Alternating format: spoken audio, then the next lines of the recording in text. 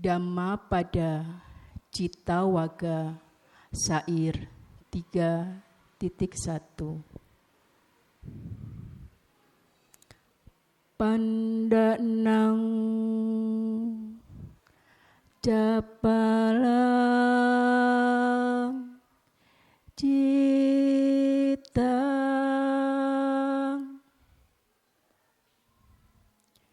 Durakang Duniwarayang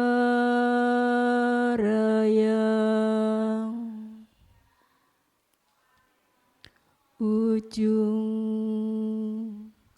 Karoti Medawi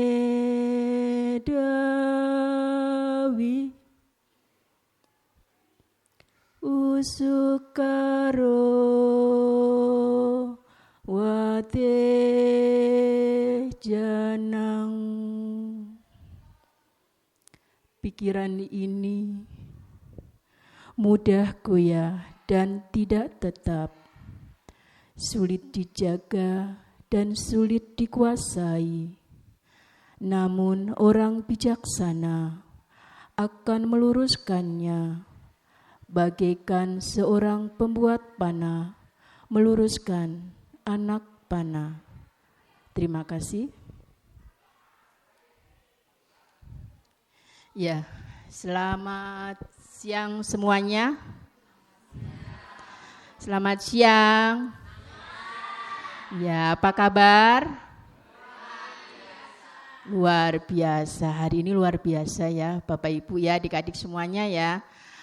Hari ini sudah bersedia hadir di sini untuk bersama-sama melakukan banyak kebajikan ya. Terima kasih atas undangannya yang diberikan kepada saya untuk kembali hadir sharing Dhamma di Cetya Veluwana ini. Sebelumnya terimalah salam dalam Dhamma, Sotihotu Namo Buddhaya. Ya, terima kasih atas kehadiran Bapak Ibu semuanya. Bapak Ibu semoga sehat ya. Sehat? Sehat ya. Bahagia hari ini? Bahagia dong. Kalau nggak sehat Bapak Ibu pasti nggak ada di sini ya, adik-adik juga ya. Tadi Bapak Ibu sudah membacakan sebuah perenungan yang seringkali dipraktekkan. Kira-kira perenungan apa ya Bapak Ibu? Adik-adik ada yang tahu perenungan tadi, baca perenungan nggak? Ayo. Parita apa tadi yang tentang perenungan?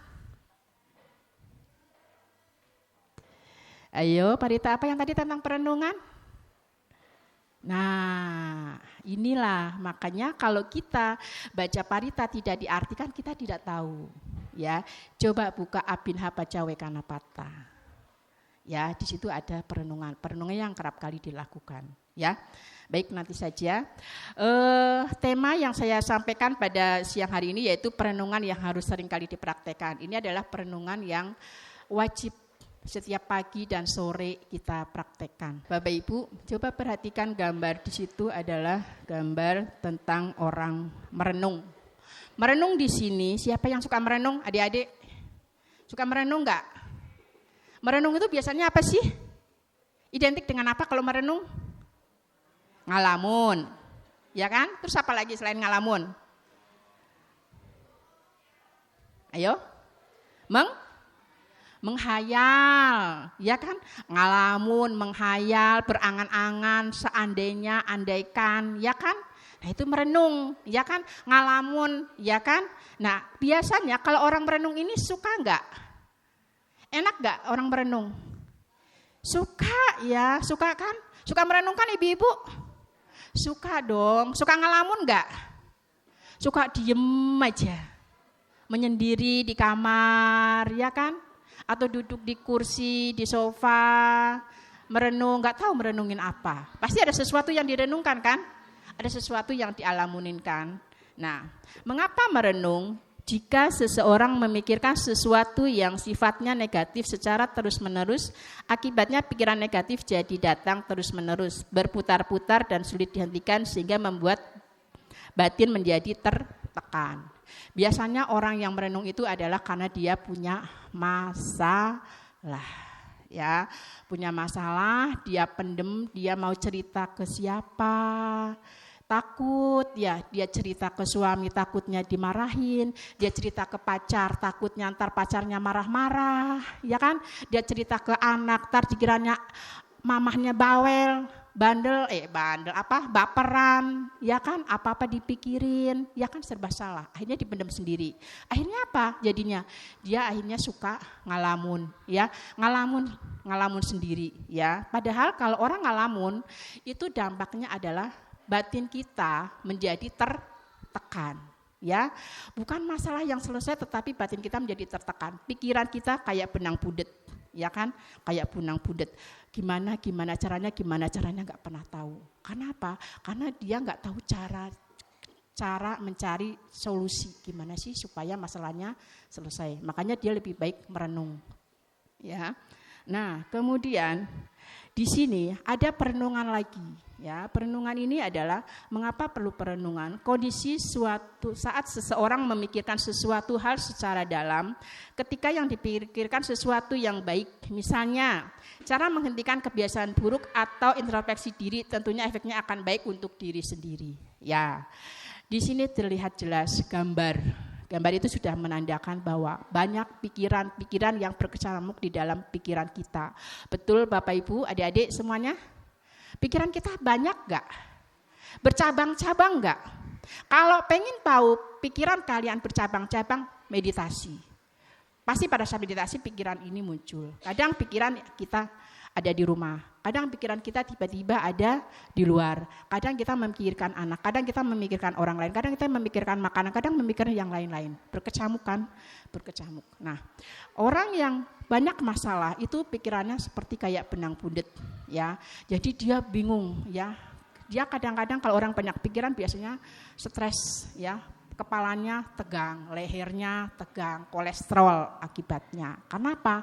Karena dia punya banyak pikiran. Nah, makanya perlu adanya perenungan. Nah, perenungan yang di sini adalah perenungan yang positif, ya. Perenungan positif itu adalah perenungan untuk introspeksi kepada diri kita sendiri. Pernah nggak Bapak Ibu introspeksi pada diri kita sendiri? Pada saat merenung nih, pada saat kita punya masalah, ya, terus tiba-tiba Bapak Ibu duduk, terus introspeksi diri sendiri. Pernah enggak? Pernah ya? Semoga pernah ya.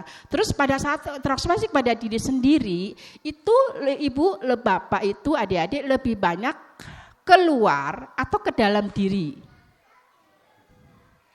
Apakah menyalahkan pihak luar atau kita, memang ini yang harus terjadi nih pada diri saya. Ada enggak yang seperti itu? Ya. Biasanya orang pasti selalu menyalahkan pihak luar, ya. Nah, makanya kita perlu introspeksi diri, ya. Oh, mungkin kenapa saya seperti ini, pasti ada sebabnya. Enggak ada masalah tidak kalau tidak ada sebab, ya. Tidak ada api kalau tidak ada asap. Ya, makanya perlu dibutuhkan perenungan supaya apa? Supaya kita lebih introspeksi ke dalam diri kita sendiri, ya. Nah, kemudian alasan orang merenung. Nah, alasan orang merenung ini adalah alasan yang negatif, ya. Yaitu alasan orang merenung atau ngalamun. Biasanya kita menyebutnya ngalamun, ya. Itu yang pertama adalah menghadapi masalah di luar kendalinya. Jadi masalahnya itu berat. Seperti tadi saya bilang, orang yang punya masalah tapi tidak tahu caranya. Dia mau cerita ke siapa? Dia pendam sendiri. Dia takut kalau cerita itu akan nyebar kemana-mana. Ya, aibnya akan keluar. Tapi kalau dipendam sendiri sakit enggak? Mana enggak memendam masalah sendiri? Sakit ya, nyesek loh kalau memendam masalah sendiri, nyesek. Karena saya juga pernah seperti itu. Mau cerita takut nanti kalau cerita pasti omongannya bukannya kita dapat solusi, tapi kita malah jadinya dibilang yang negatif gitu. Padahal kan kita ceritanya maunya kamu kasih masukan dong buat saya gitu. Kalau ada orang yang misalnya cerita, udah dia cerita ya sama temennya misalnya, tetapi temennya cuma bisa mendengarkan, dengerin aja. ya, tapi dia nggak kasih solusi. Tapi sedianya plong nggak? Plong ya, sedikit plong, meskipun dia tidak bisa memberikan solusi, ya. Makanya ketika kita punya masalah, kita harus cari teman yang bisa memberikan solusi, bukan teman yang hanya bisa mendengarkan. Ya, teman yang bisa mendengarkan, nanti begitu udah mendengarkan, belum tentu temannya itu bisa menjaga rahasia kita, ya. Akhirnya malah jadi diceritakan kemana-mana. Tapi kita juga harus lihat-lihat ya, pada saat kita bercerita pun kita harus bisa melihat seseorang itu apakah bisa dipercaya atau tidak, ya. Tapi sulit ya, kadang-kadang orang terdekat kita pun yang kita anggap baik pun belum tentu bisa dipercaya, ya. Apalagi kalau udah ada permusuhan, ada kebencian, otomatis secara tidak langsung itu akan terbongkar semuanya, ya. Jadi kadang-kadang kita sulit untuk mencari orang yang mudah dipercaya. Nah, menghadapi masalah di luar kendalinya, orang yang tidak bisa kuat mengatasi masalahnya sendiri, dia mendam masalahnya sendiri, itu bisa membuatkan dia stres yang berat. Bisa menjadi, kalau dia tidak kuat, dia akan menjadi seorang ODGJ. Apa ODGJ? Pernah dengar nggak ODGJ? Orang? Ya, orang dengan gangguan jiwa. Ya, orang dengan gangguan jiwa atau ODGJ itu karena apa? Karena dia punya tekanan mental yang tidak kuat, ya. Dia memendam masalahnya sendiri, ya. Dia hanya kepada diri sendiri, percaya pada diri sendiri, dia tidak percaya sama orang lain. Akhirnya dia nggak kuat, dia menjadi orang ODGJ, ya. ODGJ itu kayak orang gila, tapi kalau sekarang zamannya nggak ada istilah orang gila, ya. Adanya ODGJ, orang dengan gangguan jiwa, ya. Orang yang kalau kita menemukan hal-hal orang yang seperti ini, ciri-ciri seperti ini, kita harus cepat-cepat didatengin, ya, dinasihatin, ya, diperhatikan. Kemudian alasan yang kedua yaitu percaya bahwa memikirkan sesuatu berulang-ulang dapat menemukan jalan keluar dari masalahnya, ya. Orang merenung itu dia mikirin masalah yang sama terus, ya. Masalah yang sama dipikirin terus. Tapi dia hanya diam pada satu tempat, satu posisi aja. Ngalamun terus mikirin masalahnya itu aja, tapi dia enggak berusaha untuk mencari jalan keluarnya. Kira-kira masalahnya selesai enggak? Enggak, ya. Ngabisin waktu, ya kan? Dia memikirkan terus masalah-masalah yang sama itu terus, ya. Sampai akhirnya dia lupa pekerjaannya, ya kan? Pekerjaannya terbengkalai, ya kan?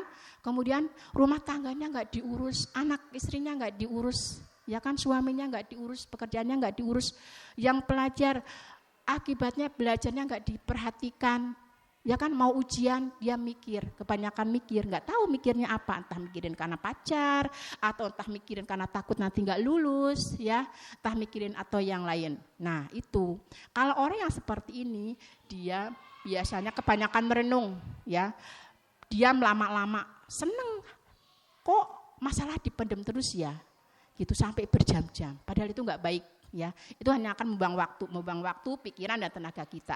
Jangan dilakukan, ya.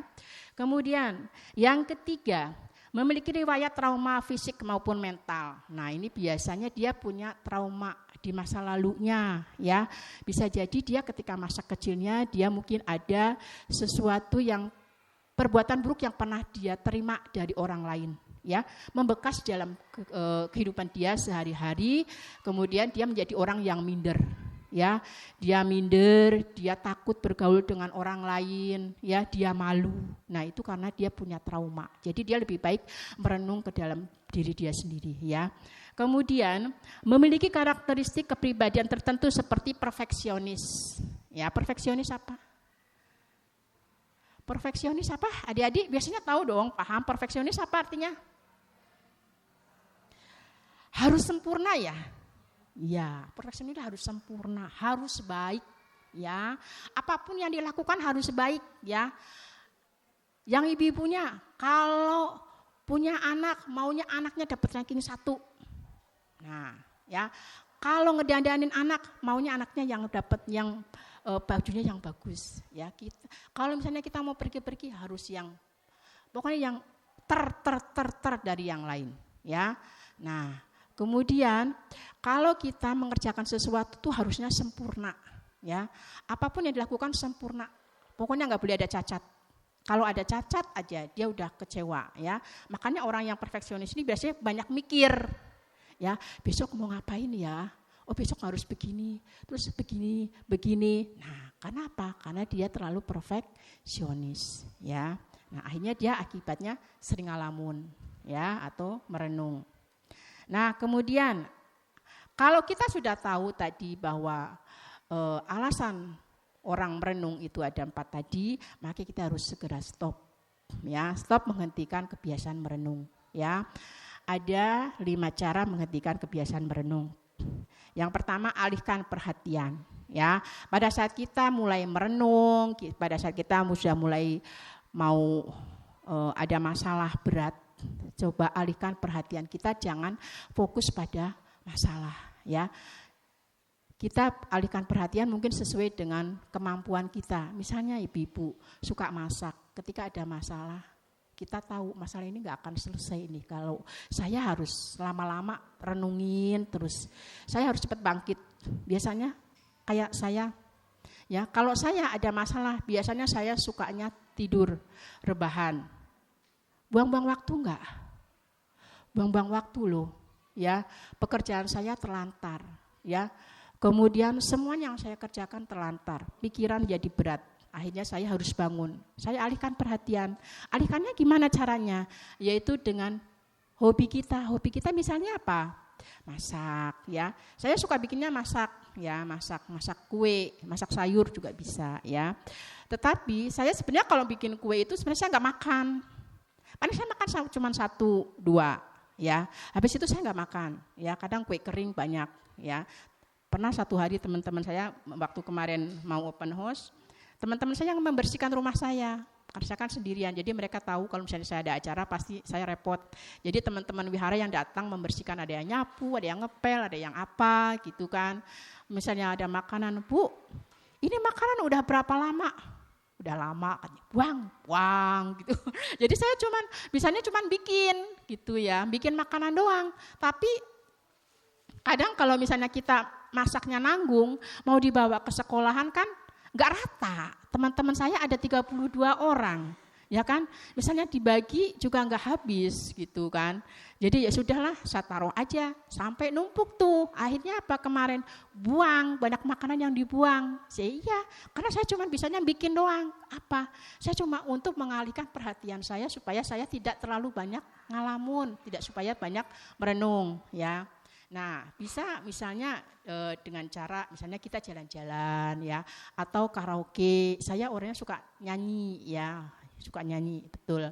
Saya kalau misalnya karaoke itu biasanya ngajak teman gitu. Biasanya teman-teman tahu, kadang-kadang kan suka orang baca status gitu kan, oh saya lagi galau nih. Nah kadang-kadang kan suka begitu ya, ibu-ibu kadang-kadang juga kadang-kadang sukanya seperti itu gitu kan. Terus teman-teman saya bilang gitu, Bu Anung lagi ngapain? Di mana? Di rumah. Ayo kita nyanyi karaokean.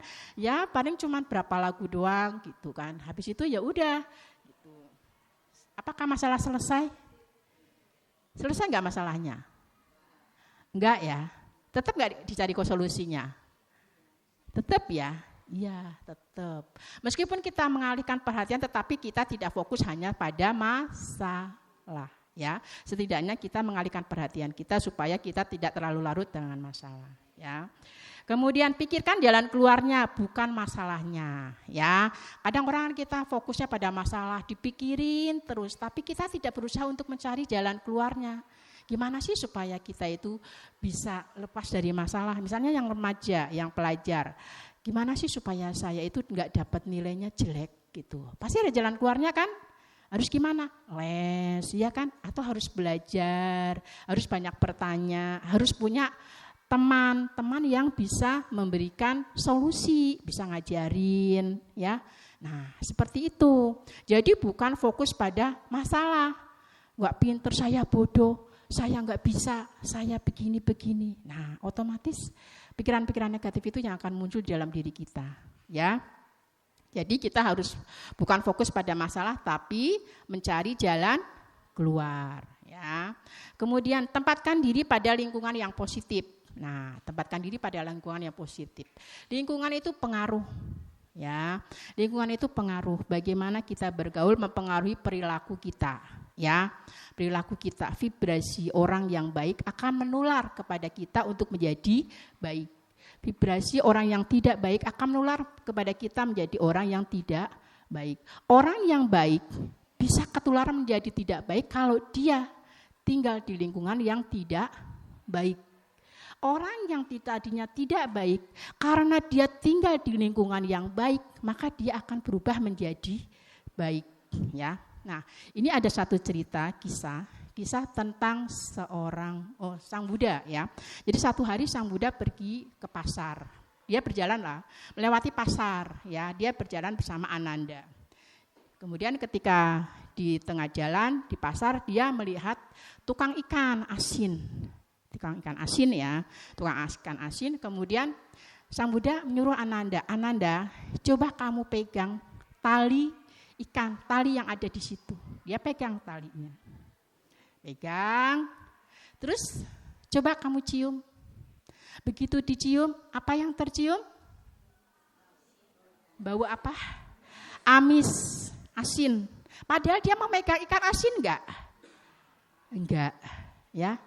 Padahal dia nggak megang ikan asin loh, tapi baunya kok ikutan amis. Iya, karena gini, kenapa seseorang bisa tadinya dia pegang ikan asin, dia nggak pegang ikan asin, tetapi hanya pegang talinya amis, ya. Kenapa? Itu artinya seseorang yang dia bergaul dengan orang yang tidak baik, maka dia perilakunya akan tertular menjadi tidak baiknya. Terus Ananda bertanya, terus bagaimana Sang Buddha supaya tangan saya tidak bau amis gitu? Gimana caranya? Ayo adik-adik. Gimana caranya? Dengan air, dicuci ya, dicuci dengan air. Tapi bisa hilang enggak? Terus supaya bisa hilang bau amisnya gimana? Dengan sabun. Ya, jadi dicuci dengan air dan sabun, maka bau amisnya akan hilang. Artinya, ketika kita sudah berada di lingkungan yang buruk, kita harus cepat-cepat melakukan banyak perbuatan baik, membersihkan diri kita dengan melakukan perbuatan baik supaya perbuatan buruk kita itu hilang. Ya, nah kemudian Sang Buddha pergi ke sebuah tempat rempah-rempah. Ya, tempat rempah-rempah. Ananda, coba kamu pegang rempah-rempahnya. Dipegang tuh rempah-rempahnya. Udah, kamu taruh ya. Coba cium tangannya. Baunya apa? Baunya rempah-rempah. Rempah-rempah baunya amis apa gimana? Harum ya? Ya. Rempah-rempah baunya harum.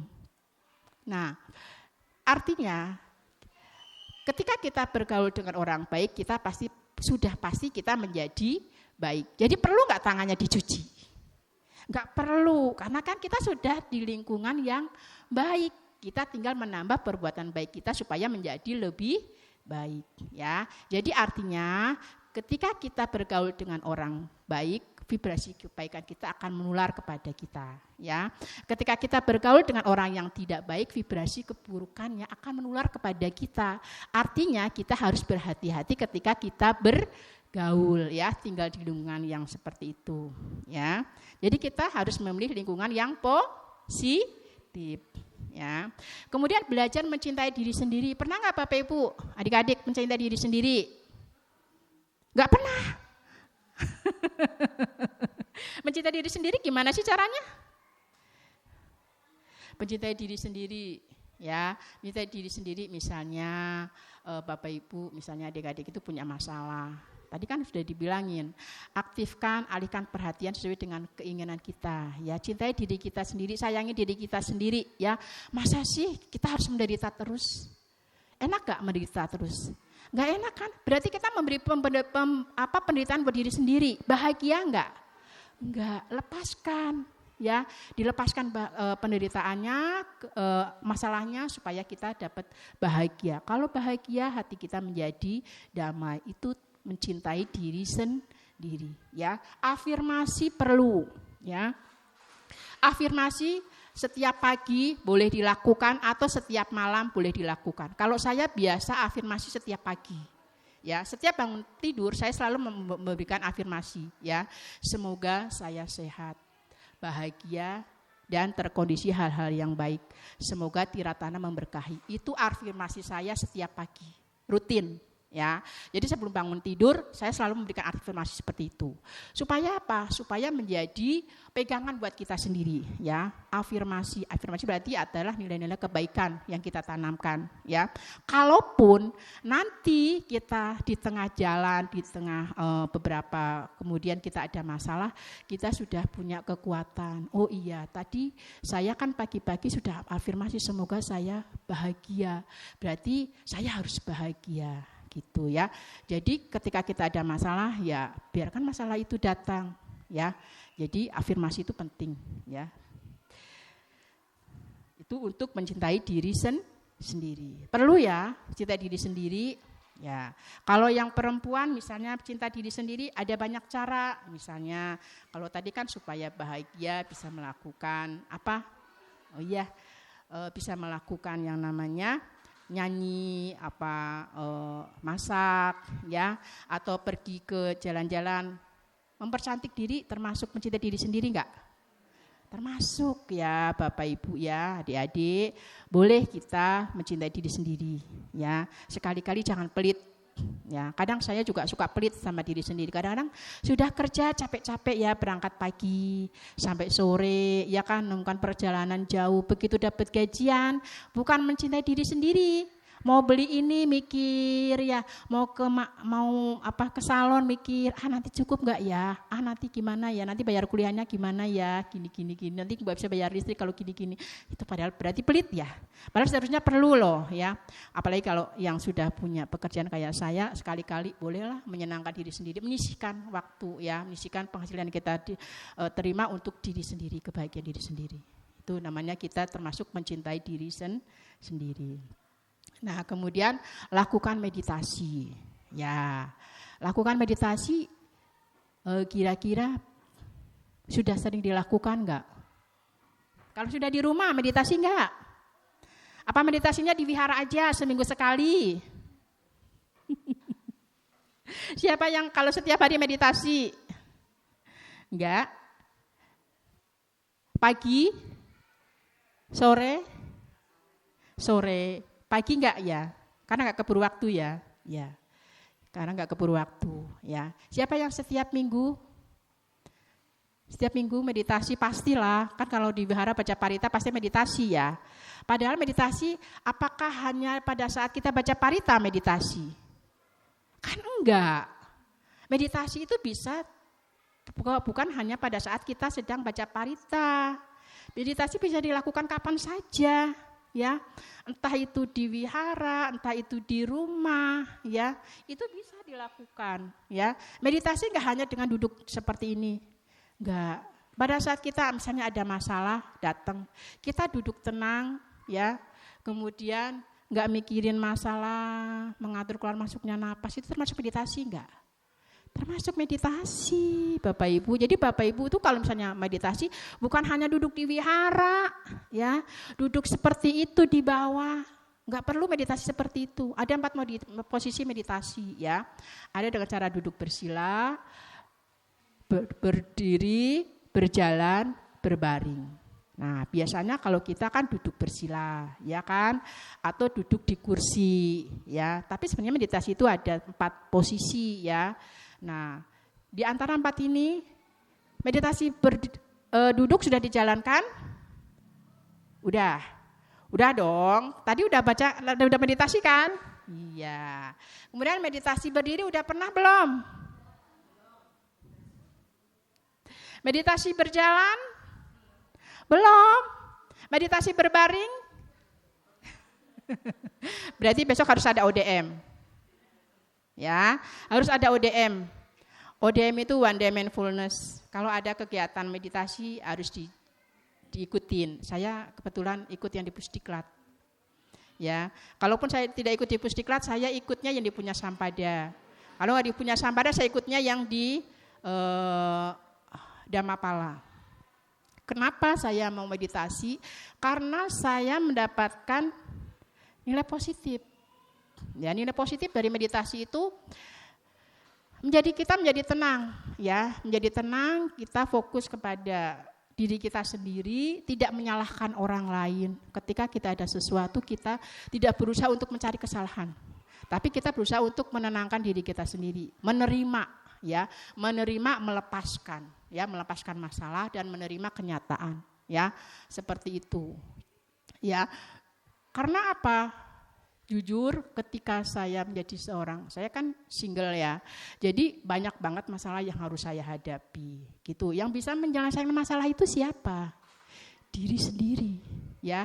Diri sendiri, meskipun ada seorang biku memberikan motivasi, memberikan ceramah dhamma, ya kan, atau mungkin ada romo pandita seperti saya memberikan ceramah kepada ibu-ibu, adik-adik semuanya, atau seorang motivator memberikan motivasi. Tetapi kalau dari diri kita tidak mau berubah, bisa enggak?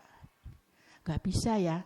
Maka saya selalu lebih seringnya ke meditasi. Supaya apa? Karena kegiatan saya itu kan full, ya.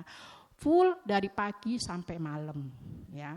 Bangun jam 4, ya. Kadang kalau misalnya sempat sembahyang, saya sembahyang, kalau enggak karena keburu-buru waktu saya enggak sembahyang. Tapi malam baru sembahyang, ya. Nah, full dari Senin sampai Jumat. Padat, ya. Belum lagi harus mikirin organisasi, belum lagi kegiatan anak-anak, ya. Padat. Jadi saya harus bisa memfokuskan, menyisihkan waktu saya 1 hari untuk diri saya sendiri dengan melakukan meditasi. Dan itu yang saya lakukan, ya. Jadi saya kalau misalnya ada program meditasi, saya ikutin meditasi. Meskipun meditasi yang saya jalankan adalah meditasi dengan cara duduk bersila, ya. Kalau misalnya kita udah kecapean nih silanya, kita bisa dengan berdiri, ya. Meditasi berdiri gitu, berdiri berapa lama baru kita jalan, meditasi jalan, ya. Kalau udah meditasi jalan, baru kita misalnya udah enggak enak, rasanya udah nyaman nih, baru kita meditasi duduk lagi, ya. Nah, itu kalau meditasi. Jadi itu adalah perenungan ketika kita menghadapi masalah, lakukan meditasi. Nah, tadi di Parita Abhinha Paccawekkanapata sudah dibacakan? Sudah tahu artinya? Nah, makanya ke depan kalau misalnya baca Parita, artinya dibaca. Ya, Bapak Ibu, ya. Supaya apa? Supaya kita tahu ketika ditanya, Abhinha Paccawekkanapata isinya tentang apa? Enggak tahu. Karena apa? Karena tidak dibaca artinya. Jadi setiap kali baca Parita sebaiknya dibaca, ya. Supaya apa? Supaya kita memahami isi di dalam Parita itu, ya. Nah, kalau bisa ketika baca Parita, bukunya dipegang. Ya, bukunya dipegang, kita ikutin bacanya. Kenapa? Supaya kita fokus pada tulisan yang ada di Parita, ya. Ada tanda baca itu harus dibaca. Ya, kalau misalnya tanda bacanya ada tanda baca yang panjang, ya, berarti panjang. Ada yang M titik dibaca gitu, ya. Nah, kalau tadi yang saya baca itu kebanyakan masih di alun. Ya, masih di alun. Ya, kalau di tempat saya, kalau misalnya nih, karena anak-anak juga udah saya ajarin, kayak baca yang halaman 25, coba dibaca. Yang Abhinha Paccawekkanapata aja deh. Abhinha Paccawekkanapata, coba dibuka. Biasanya di bagian belakang.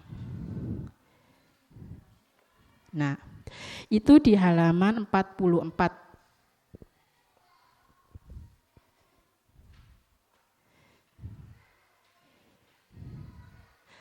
Di halaman 44 itu Abhinha Paccawekkanapata, kalimat perenungan kerap kali. Nah, jadi yang dimaksud saya ini judulnya itu adalah perenungan kerap kali yang di sini, ya. Nah, biasanya kan kita kalau baca Parita kan ada beberapa perenungan kan. Buddhanusati, perenungan terhadap sifat-sifat Buddha. Dhammanusati, perenungan terhadap sifat-sifat Dhamma. Sanghanusati, perenungan terhadap sifat-sifat Sangha. Nah, sekarang yang di sini adalah Abhinha Paccawekkanapata, perenungan terhadap apa? kerap kali. Jadi perenungan kerap kali ini ada perenungan yang harus sering kali dilakukan setiap hari. Jangan sampai ketika kita baca parita, terakhir kali itu adalah perenungan kerap kali. Supaya apa? Ini adalah perenungan tentang diri kita sendiri. Ya. Biasanya saya kalau baca itu diawali dengan, saya baca dulu ya. Hendak mayang abin hak paca wekana patang bana makse. Nih ya, jadi kalau ada namanya tanda bacanya A panjang, itu dibacanya panjang. TH itu tetap H ya. Saya ulangin lagi. Hendak mayang abin hak paca wekana patang bana makse. Jara damomhi jarang anatito biadi damomhi biading anatito marana damomhi maranang anatito sabbe hime biye himana behinyana bawo wina bawo kammasakomhi kammadayado kammayoni kammabandu kammapatisarano yang kamangkarisami kalyanang wa papakang wa tasadayado bawisami ewang ambehi abinhang pacawe kitabang. Jadi kalau ada huruf double bacanya dijeda. Ya, sam ma. M-nya double kan? Berarti sam sama ma, ya. Gitu. Dam mom hi, dam berarti dam sama mom hi, ya. Ya. Ayo kita baca bareng-bareng ya. Handa mayang abin hapat jawe kana patang bana makse. Marilah kita membaca perenungan kerap kali. Jaradamomhi jarang anatito biadidamomhi biading anatito maranadamomhi maranang anatito sabehime biyehimana behinyana bawo wina bawo kammasakomhi kammadayado kammayoni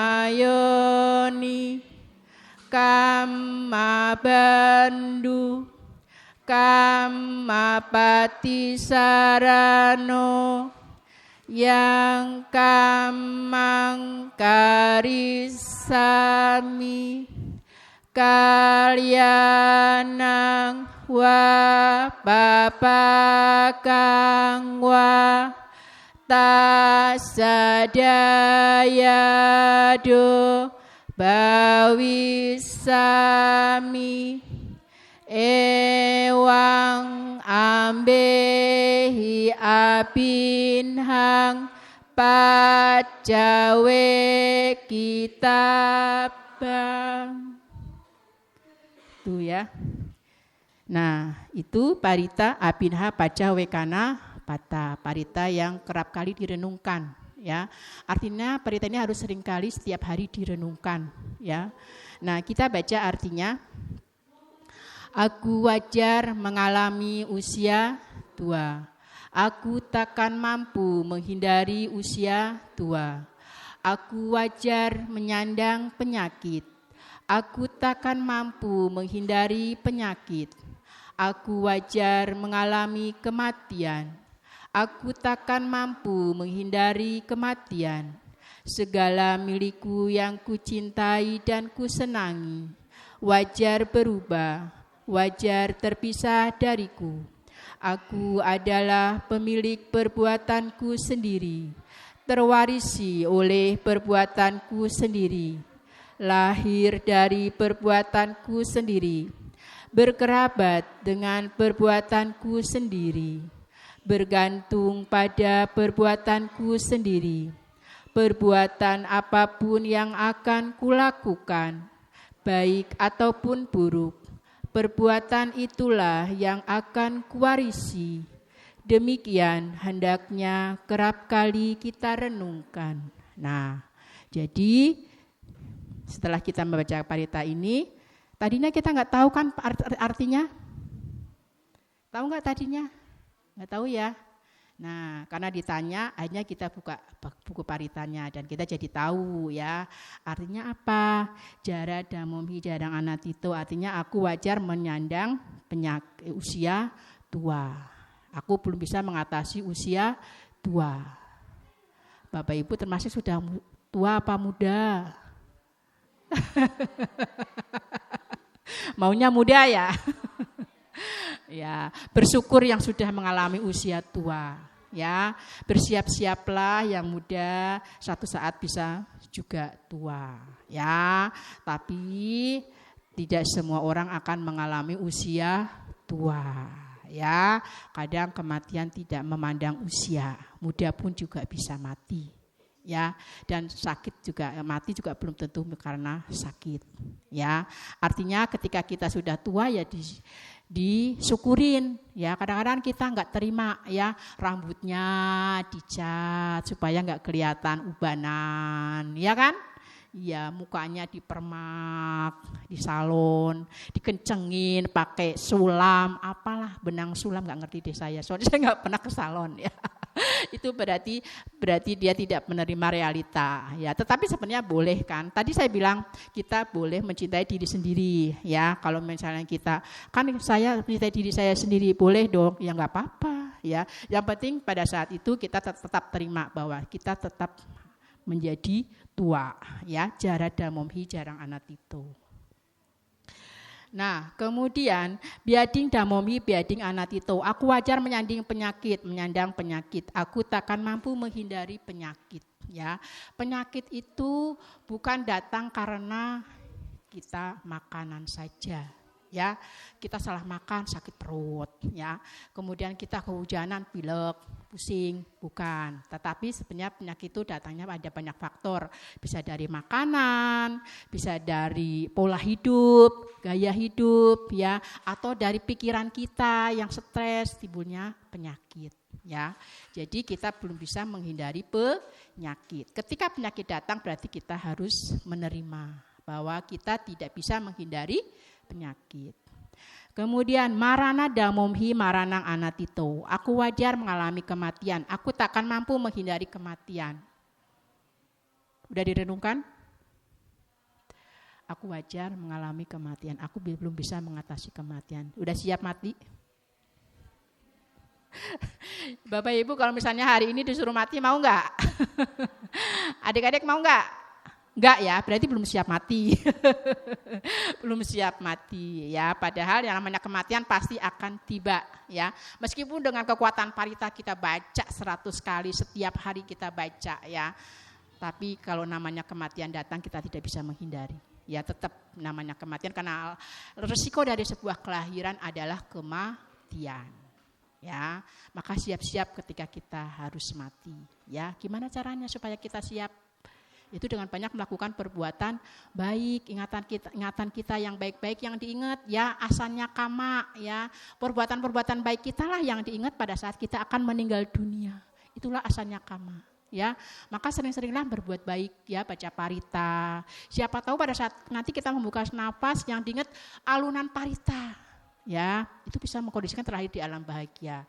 Atau kita teringat buku parita. Boleh, ya, atau kita teringat kita pada saat melakukan pindapata dana kepada biku, diingat dalam pikiran kita, itu akan mengkondisikan kita terlahir di alam bahagia, ya. Makanya supaya kita tidak takut mati, kita harus banyak melakukan perbuatan baik, ya. Jangan sampai perbuatan buruk yang kita ingat. Sudah pasti ketika kita mau meninggal, tiba-tiba bayangan karma buruk yang kita lakukan, misalnya pisau, pedang, atau apalah perbuatan buruk yang kita lakukan, itu akan mengakibatkan sudah pasti kita akan terlahir di alam yang menderita.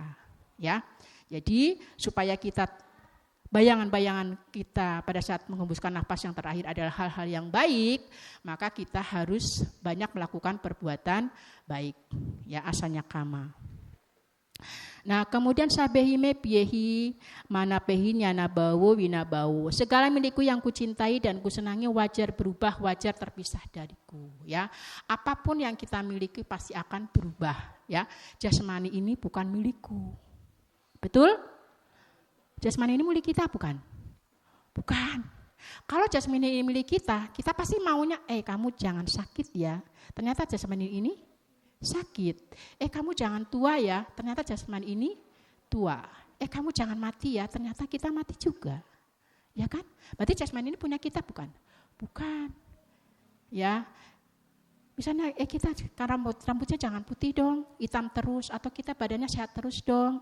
Ya, jangan bongkok, giginya utuh terus, bisa enggak? Enggak bisa. Jasmani tidak bisa diperintah oleh kita. Karena apa? Karena jasmani ini bukan milik kita. Ya, nah,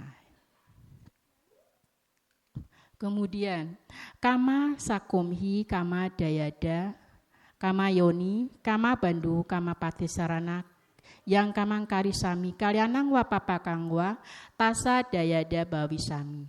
Aku adalah pemilik perbuatanku sendiri, terwarisi oleh perbuatanku sendiri, lahir dari perbuatanku sendiri, berkerabat dengan perbuatanku sendiri, bergantung pada perbuatanku sendiri. Perbuatan apapun yang akan kulakukan, baik ataupun buruk, perbuatan itulah yang akan kuwarisi. Demikian hendaknya kerap kali kita renungkan. Nah, artinya pada saat kita menghadapi masalah, tadi kan saya bilang, setiap manusia punya enggak masalah? Punya ya. Siapa yang bebas dari masalah? Siapa yang enggak pernah punya masalah? Semua punya ya? Berarti Anda bermasalah. Saya juga punya masalah banyak ya. Masalahnya banyak ya. Setiap orang pasti punya masalah ya, dan setiap orang punya cara untuk menyelesaikan masalah, beda-beda ya, beda-beda antara yang si A, si B, si C masalahnya sama, tapi mungkin cara menyelesaikannya berbeda ya. Nah, artinya pada saat kita membacakan perenungan ini, kita ketika mempunyai masalah, kita tidak menyalahkan pihak lain ya. Kenapa? Segala milikku yang kucintai dan aku adalah pemilik perbuatanku sendiri. Jadi apapun yang terjadi adalah hasil dari perbuatan kita sendiri. Bukan dari orang tua, bukan dari orang lain, bukan dari teman, bukan dari pacar, bukan dari suami. Bukan, tapi adalah dari perbuatan kita sendiri. Ya, lahir dari perbuatan kita sendiri, berkerabat dengan perbuatan kita sendiri, bergantung pada perbuatan kita sendiri. Perbuatan apapun yang akan kulakukan, baik ataupun buruk, itulah yang akan kuwarisi. Jadi baik ataupun buruk, itulah yang akan diwarisi oleh kita. Ya, inilah perenungan yang harus seringkali dilakukan. Kira-kira perenungan ini sudah sering dilakukan belum? Belum ya? Belum ya. Jadi nanti pada saat kita mau baca parita, sebaiknya parita abinha pacawe kana pata ini dibaca sebelum meditasi ya, karena itu di dalamnya ada perenungan terhadap diri kita sendiri ya. Nah, kemudian apa sih manfaat tadi kan sudah jelaskin ya, ada beberapa manfaat tentang perenungan. Yang pertama, menenangkan pikiran. Kalau orang sering perenungan positif ya dalam hal ini, itu akan menenangkan pikiran kita. Pikiran kita menjadi rileks ya, tidak tegang. Kemudian refleksi diri ya, introspeksi kepada diri kita sendiri. Ya, lebih introspeksi kepada dalam diri kita. Kemudian stress relief artinya itu masalah berkurang, ya, stres kita berkurang, ya. Kemudian peningkatan kreativitas ya seperti tadi, kalau misalnya yang suka masak, ya, kreativitasnya ditambahin, ya, atau yang misalnya suka nyanyi, suaranya bisa lebih merdu, ya. Nah, kemudian penyadaran diri, menyadari karma. Apapun yang terjadi itu adalah hasil karma kita sendiri, ya. Kemudian rasa syukur, kita bersyukur, kita masih diberi napas, masih diberi kesehatan, masih bisa berkumpul dengan keluarga kita, ya. Itu adalah perenungan, ya. Manfaat dari perenungan, ya. Itulah yang bisa saya sampaikan pada siang hari ini. Semoga bermanfaat dan berbaik semuanya.